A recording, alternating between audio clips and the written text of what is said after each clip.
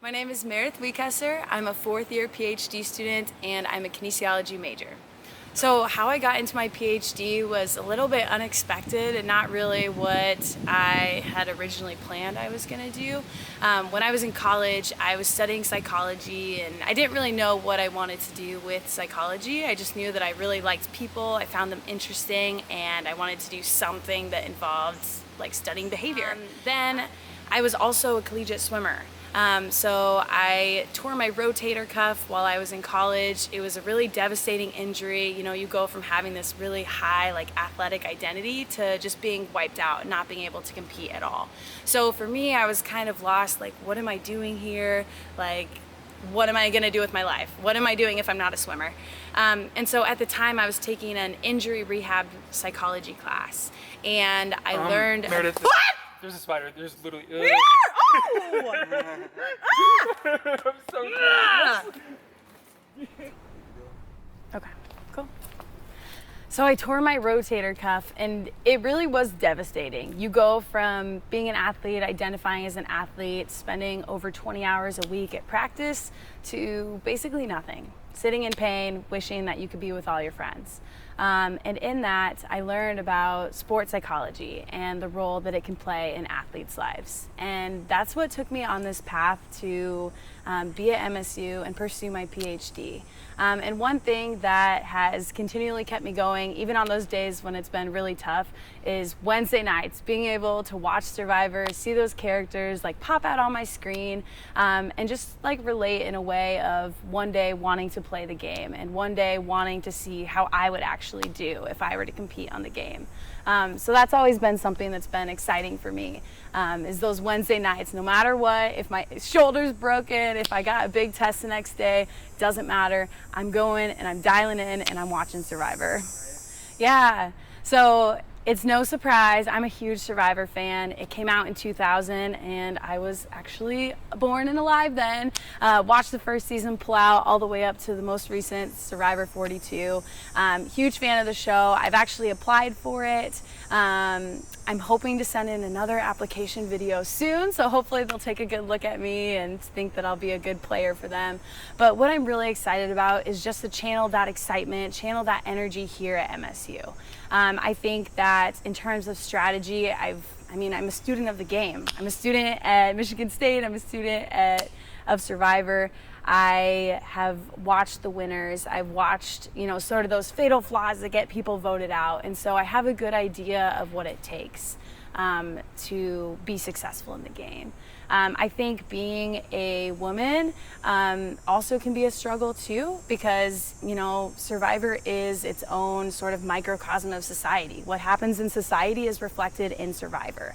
And so lots of times, you see that the women in the game, they may get voted off early if they show up being too strong of a personality or too strong of a competitor. And so I think for me, it's gonna be something I'm gonna need to work on, is like toning that back, taking a step back and kind of checking myself so it doesn't kind of elevate me and put me on everyone's radar. I kind of wanna keep the threat level down as much as I can. So I'm a huge fan of Survivor. I love the show, watched all the seasons. I've actually applied to be on Survivor. I didn't get casted, unfortunately, but I saw this Reddit thread and I knew that they were they were casting for a Survivor MSU, and I knew that that was gonna be my opportunity to showcase what I can do and just an opportunity to play my heart out and be the sole survivor here. Oh, I'm totally here to win. I don't care what I have to do. If it involves cutting my best friend off, whatever that is, like, it's all worth it to be the sole survivor. Yeah, as an instructor at MSU, I think that the way I navigate this game might be a little trickier and it might be a little bit more difficult compared to someone who is just simply a student and doesn't have that dual role. I think that you know, I am a little older than some of the other players, so I'm gonna have to definitely downplay that. And if they start talking about TikTok trends, I'm gonna have to be like, oh yeah, that TikTok trend. No, I don't have TikTok. But I think being an instructor at MSU, it has its perks. You know, I've learned how to be a really good communicator. I've learned how to have those really hard conversations.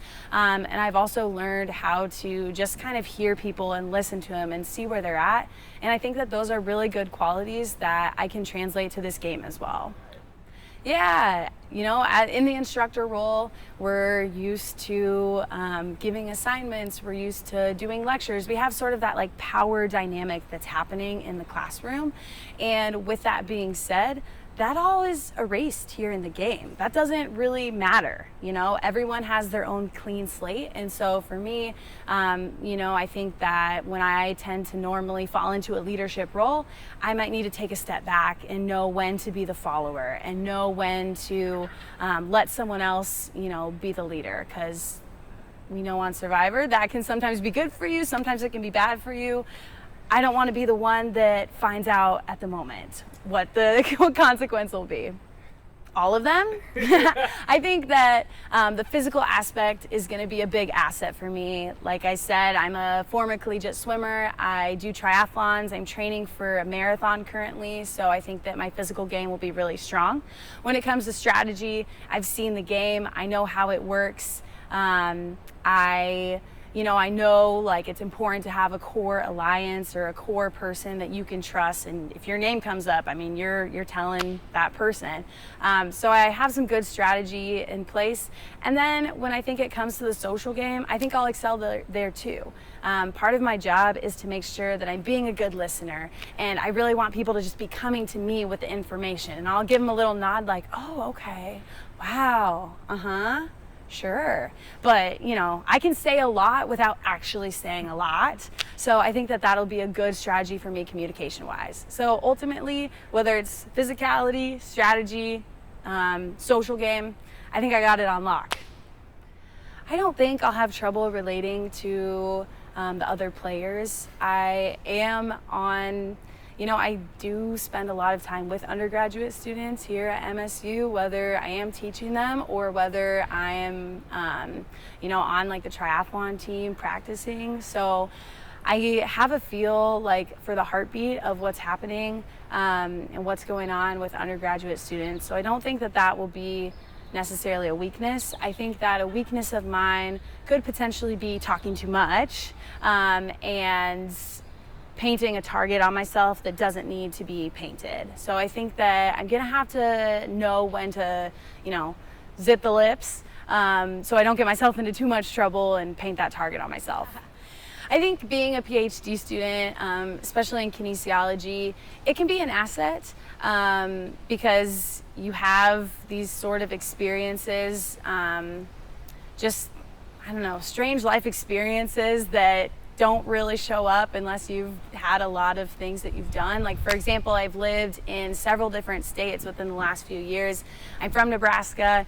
I went to undergrad in Missouri. I went to my master's in Georgia, spent some summers in South Carolina, and now I live here in Michigan. Probably gonna move to another state next year. So I think just having to move around to a lot of different places and find out how I fit into those places has given me a lot of experiences to fit into new groups. And so I think that fitting in here, you know, it'll be just like those situations, but I'll have to be a little bit more aware of how I'm coming off. Outdoors, love to be in it. Don't really like the spiders or the ticks. Bats. When I was an undergraduate, I had a bat fly into my house and it really freaked me out. So maybe if we keep the nature out of it, I'll be okay. Yeah, so I think one of my biggest strengths is being an includer. So I think that in real life, that's a good thing to make sure everyone is included and feels part of a group. I think in Survivor, it'll have to be used more strategically. Sometimes it may not be the best to include everyone, but sometimes if someone's excluded, they can be a number for you. So I think that that's something I can bring to the tribe, and I'll have to kind of gauge if it's going to be something that's good for my game or if it's going to be something that is detrimental to my game. So I'll have to monitor that and just tone it back or ramp it up when I need to. I don't know if I'm going to go into the game with any like preconceived alliances that I want to form. I think I'm going to try my best to feel it out and see the vibes I get from people and see which ones I gravitate towards. If an all-girls alliance does come up, I wouldn't be opposed to being a part of it, but I also wouldn't be opposed to completely backstabbing them too if it got me further in the game. Yes, the Black Widow Brigade, one of the best alliances in Survivor. Poor Eric, he didn't see it coming when he gave that immunity necklace off, so maybe we'll have to stir up some trouble in that way. Okay, so I have a few pet peeves.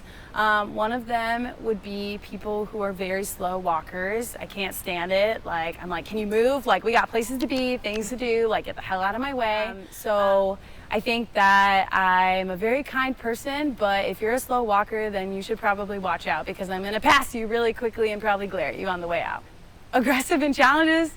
Oh yeah. I think I can definitely be aggressive in challenges. It'll definitely depend on what they are. I've never really played a contact sport, but I think that that's an asset because it definitely allows me to see what it's like and not have to feel bad for it if I accidentally hit a little too hard. I don't want to hurt anyone, but I mean, I'll shake someone up.